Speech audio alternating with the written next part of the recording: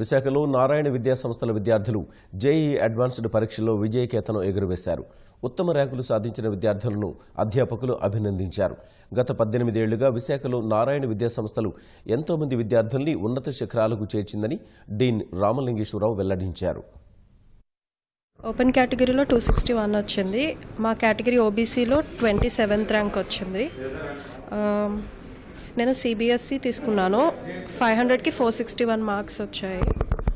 నాకు first goal ఏంటంటే IIT Bombay computer science తీసుకుందామని.